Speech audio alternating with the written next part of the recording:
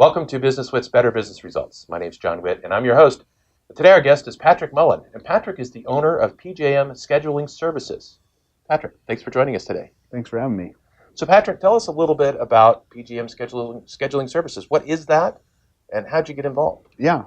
So I started out, I was working for a construction management firm, and I was a scheduling consultant for them for a long time.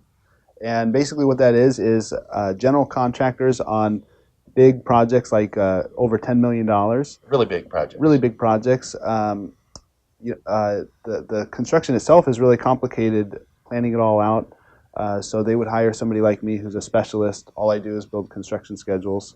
And I would come out and help their project management team build their construction schedules. Organize. Yeah. Okay. So like organize the subcontractors, when people are coming in, what stuff needs to get done throughout the life of the project. So they would bring me on to help out with that. So about 3 years ago I started PJM Scheduling Services and just doing that ever since. So when you say, give me an example of a large project. I know you said $10 million, for example. So like right now, I'm working at the LAX airport. They're building a new international terminal adjacent to the Tom Bradley International Terminal. So, it's like $1.5 billion. Yeah, well, that's over $10 million. It's a big project. $1.5 billion, and how long is it going to take? It's a five-year project. Okay. Yeah. And when I think of scheduling, I just think of like how many tasks there are. Right. So if you've got 100 tasks, you could do it on a spreadsheet. Yep. How many tasks are on a project like that? Yeah, we started out 30,000. 30,000 different things. Yeah. And now? So now we're looking at the remaining tasks, and there's like 18,000 remaining tasks. Okay, so you're a third of the way, maybe a little more than a third of the way through. Yeah, that's hopefully. All right, so in terms of the problem that you wanted to solve, the challenges that these people that are building these gigantic projects that they have, help me understand how you solve that problem, what that problem is, and how do you solve it? Yeah, I think the problem is there's just so much stuff that needs to get done. There's, like you said, there's so many activities that need to get accomplished. Like, where do you start? So what I typically like to do is I'll sit down with the project management team and we'll look at like what is the actual project that we're building, and let's kind of define it into big components. So like on the LAX job, we have the main terminal, we have tunnels in different areas, we have substations. So we'll kind of look at what's like our big components that we're building, and then what I like to do is just break each component down into smaller components, and we just kind of get more granular and more granular. And so it's a lot of just asking questions. What's going to go here? How can we break that stuff apart? What sequence is it going to go in? Who are the subcontractors that are responsible for doing that? So we start at a really high level, and then we start breaking it down into really small components, and then we start adding like duration to each thing. Mm-hmm. Start logically tying those things together, and then once we really have a schedule together, then we can kind of take a step back and see, okay, like how can we refine this? How can we optimize this? Talk about logical. What kind of logical operators do you use? Yeah, so like the relationships between things. Because some relationships are dependent on others. Right. And some can start at the same time. Some can end at the same time. Share a little bit. You know more about that than I do, so share. So typically, kind of the default relationship is a finish to start relationship, which means one task finishes before the next one can begin. But then, some things, like you said, can go on, two at the same time. So, we'll call that a start-to-start relationship where, one activity kicks off and then the next one can kick off at the same time. And then there can be lag between those two. So, sometimes you might say, well, it's going to be 3 days after that first one's going to kick off. So we might say, okay, that's going to start. And then there's going to be some sort of lag. And then the next one can start. So, those are a couple kind of relationships. Yeah. In terms of, and you said general contractors can certainly benefit for you, but it's really the project size. The project size sort of defines when your value comes into play. Right. And you said something over $10 million. So occasionally you have general contractors that are running that project and owners too? Yeah, yeah. So the owner as well. Owners aren't typically very construction savvy. So they would hire somebody like me to come in who's a specialist and can kind of protect them if kind of validate what the contractor So says is independent true. third party, Yeah, really, that's doing this, yeah. exactly. Yeah. And so well, give me an example. Obviously, LAX is a big one. What's another success story? Yeah. Or one that you've already done, it's completed. Yeah. So a few years ago, I was on Google is building data centers in Oklahoma, so I got to be a part of that. That was a massive program, multiple data centers, and I got to be the scheduling manager for the contractor on that. So that was, really exciting. One of the challenges that we had was predicting cash flow early on. We would set out projections of, hey, we think we're going to get all this stuff done in the coming month, and then, maybe half that stuff would get done, and that would really throw off your cash flow projections. And you get to the end of the month, and you said you were going to bill $50 million, and maybe it's $20 million, and you're like, oh my gosh, what happened? So the team that I was with, we developed a system to try and keep managers accountable to the activities that they were assigned to. So we would take this schedule, and maybe there was 1,000 activities that need to get done in the coming month. And we would say, okay, John's responsible for 50 activities in this coming month, and so he's the guy that we're going to go and get status from and see how he's performing in that month. So then at the end of the month, we'd print off this report of, hey, how many activities were scheduled to get done by responsible manager, and how many actually got done, and we'd send that to the big boss, and he'd get this report that said John got 1 out of 50 activities done, and so then John's not long for this world. Okay. And so after a couple months, he was really driving it home to his managers, like, this is really important. You need to get this stuff done. And by like month 2 or 3, we were consistently at like 95% accuracy. Pretty big move, pretty big shift. Yeah. So that accountability factor, I mean, that applies whether you're doing a big project or a little project. Yeah. The cash flow. Google's number is bigger. They can handle bigger cash flow than I can, for example, or bigger cash flow than many, probably.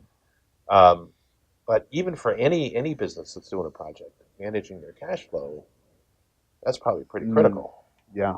Yeah, it's huge. For somebody like Google, it's so important because they have, investors and they have money that they've set aside that, they need to figure out if they can commit it to that or if they can commit it to something else that's more important. How long can they hold on to that cash reserve before spending it? So. Well, yeah, and that's the thing. If they say, hey, we're going to put 50 aside over here to take care of that, and you only spend 20, there's $30 million they didn't get to use on something else. Yeah. You could do a lot with that kind of thing. And even on a smaller scale, even in the hundreds of thousands or tens of thousands, there's money that we could invest somewhere else if we understood our cash flow more effectively. Yeah. I think one of the keys is, if you can sequence the activities that you're going to get done in the coming month, coming year, whatever it is, and you can apply a dollar value to those, and you have a system where you're, every month or every week you're checking back and you're saying, how am I progressing on that set of activities? As soon as you get them done, that cash flow is spent, and it's really, that's the key to having accurate cash flow projections is you set up whatever stream of activities that you need to get done. What are the tasks that you need to get done in the coming year? What are the dollar values associated with those? How are they sequenced? How long will they take? And then, a schedule is garbage if you don't track it every month. Well, if you don't manage it, if you don't track the accountability, it means nothing. I mean, the whole idea of the schedule is that you actually get done on time and you get done for the cost that you said you were going to do it for. Right. Right? I always look at a project as 3 legs, right? There's the quality, what are you planning to build? There's the cost, how much it costs, and there's the schedule. When you get all 3 of those things done, you did a good job. Yeah. I mean, it's just I call it a 3-legged stool. The one you can't afford is the quality one because people will get over a schedule, people will get over the fact that you maybe spent too much money, but they'll be staring at the quality forever, right? They'll never forget that one. So you can't mess that one up. So, the audience here for this group is really small business owners. And so they're probably not doing LAX expansion projects, $1.5 billion. But, the concepts that we're talking about apply, up and down the ladder of business. You're making an investment with a projected return. And the more effectively you manage that investment, the faster, the sooner, the quicker, the more on time you deliver it, the more likely you're going to get the returns that you were expecting. So, share some tips. What could the small business owner do as far as managing the project? They're not going to hire you. They don't. Sure. They probably don't have a need for your level of services. Yeah. But your level of talent can certainly tell them a few things. Yeah, I think the most important thing. I've been on a lot of different projects, and the most successful ones that I've seen are when the project manager or whoever the leader is, of the organization, is able to communicate what it is that we're getting done, when it needs to get done, and being able to describe that to whatever team members and get them bought into it. I think a lot of times when projects go awry are when the plan's not being communicated properly, and people, below the leader don't know what to do, and they don't have specific tasks that they need to get done. So I think it starts with clear communication. What is the vision? What is the plan that we have moving forward? And then start assigning those tasks to the people below you, and come back to them on a weekly basis or whatever time interval that you need to, and keep them accountable. Are you getting that stuff done? Let's set up some deadlines. One of the things I really like, I don't know if you use Asana. I have, yes. And Asana is a great, you can build a project in Asana and say, okay, this is all the tasks that I need to get done. Here's the deadline for each task, and I'm going to assign it to so-and-so. So, it's this great platform to be able to track your task and say, okay, that deadline's passed and it's not done yet. So, anything that you can keep your team members accountable for once the project gets going, I think, it's hugely. Yeah, well, so I was in the project management space for a little, but not doing the same size stuff that you are. But getting the tasks identified clearly. What are those tasks that need to be done? Trying to get them all, and sometimes you don't get them all right the first time. There's a new one that needs to come on, so you've got to find a way to slip it in there. If you're doing it on a spreadsheet, if you don't have too many tasks, it's not that big a deal. Yeah. But any change is a manual shift through all lines that are affected. If you're doing it in Asana, the nice thing is you make the change here, and then it sort of cascades through the rest of the calendar or the schedule, and you can kind of see what the impact is. Yeah. And then you can try to see if there's something you can do to move it back, if there's some issue or challenge there. But communication, number one, and then Asana being something number two. Really good tips for the small business owner, because they can start doing that kind of stuff right now. Yeah, I think,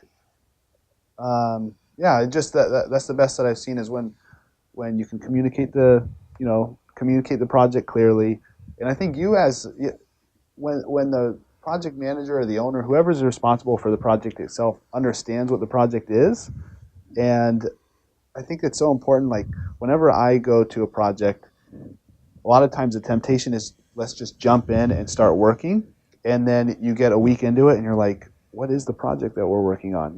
And you're like, you don't have time to step back. You've just been, you're jumping in, you're kind of reacting to the situation you're in. So I think it's so important to pause for a second. What is the project? What are we trying to accomplish? What's the end result look like? And I like it when you focus on results. Yeah. Right? There might be more than one way to achieve the results. Yeah. Well, it's not just the path and the plan. It's the results. That's why you're doing the work. Yeah. And then break it down into smaller tasks. In digestible, tasks. So you have a list and you keep people accountable. Yeah. You started this 3 years ago? Yes, 3 years ago. What have been your best lessons?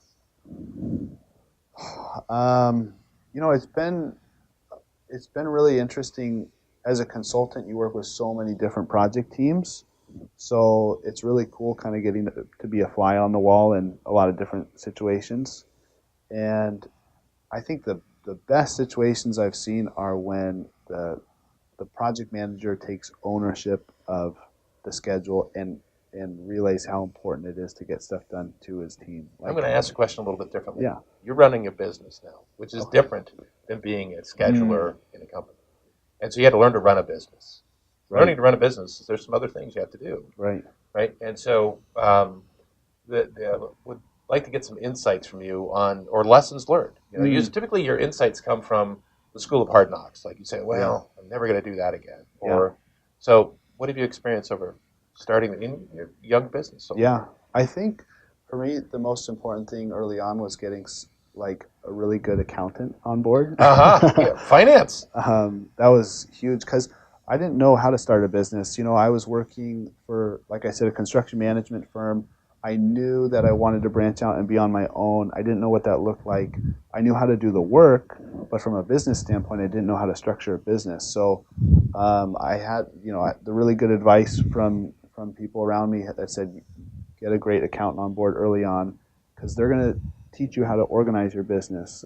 So for me, that was like one of the biggest stepping stones was to have somebody in my corner that I could call even on a daily basis and say, hey, am I doing this right? And not just on accounting stuff, but on just business stuff in general. Like, am I going about this the right way?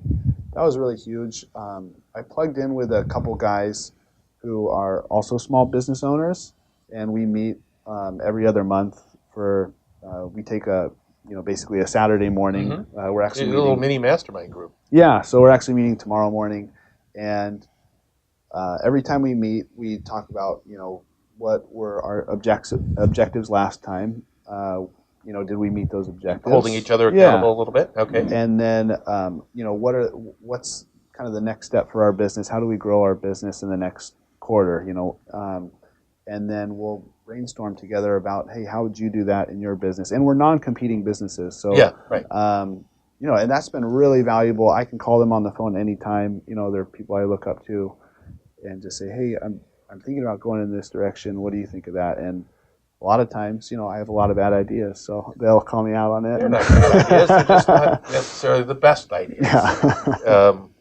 We had a baseball guy on the show, and he says, you have to hit, if you want to bat 300, you got to get 3 hits. He says, but you got to hit the ball really hard 8 times, right? Because a lot of those turn into outs. Yeah. I mean, so you got to be spot on 8 times. I mean, so there's just, a lot of those ideas are probably pretty good. They're not hitting the gaps. Yeah. They're not, they're making outs. So, you were talking about a new service that you're talking about bringing on board. Yeah. Yeah. Will you share a little bit about that? Yeah. So I think one of the really big challenges in our industry is that there's a lot of contractors that need help, and there's not a lot of good schedulers out there. So, I'm inundated with a lot of work right now, and there's just not enough hours in the day to help people out. So I wanted to get into something that could scale and help contractors out in the process. So one of the things that we're working on right now is called jobsessions.com. And essentially what it is, it's an online platform for scheduling consultants to, they can come and sign up. And then if a contractor needs help, you just go to the website and say, hey, I need help right now on my schedule. And they can hop on live with a scheduling consultant who can walk them through, one of the problems is the software is really complicated. Oh, it sure is. So, contractors, typically they want to be able to manage it themselves. They don't want to hire an outside consultant to take care of stuff.